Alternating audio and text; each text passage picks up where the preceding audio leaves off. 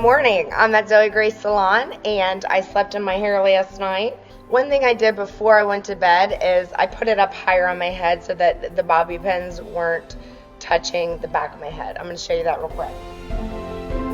And obviously sleeping, who cares what it looks like, right?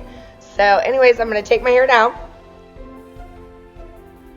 What I'm going to do is I'm going to take, this is forming wax. It has a flexible hold and it has a shine to it.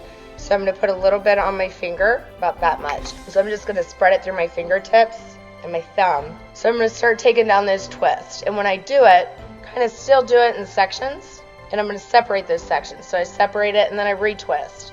Separate, retwist. And I have that little bit of product in my fingertips already. I have this section up here. Separate, retwist. Twist the way that you originally twisted it when you put it up.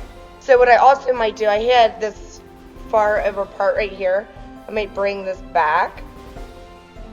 But keep in mind when I twist it, it's going to be the opposite way.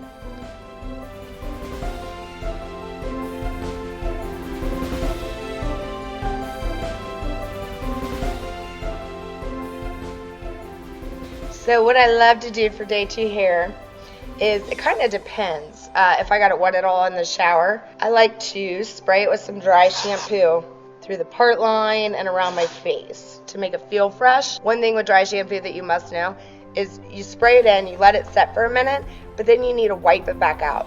If you think about dry shampoo, it goes in and it encapsulates all the dirts and oils that are in your hair. However, if you don't get it back out of your hair, it just stays there. So key is to rub it back out with a dry towel. I'm going to go back in right where I put the dry shampoo, just in there, and in there. If you can avoid using hot tools on your hair the second day or when it's not freshly washed, that is best. You really don't want to use hot tools on dirty hair. It will damage it more.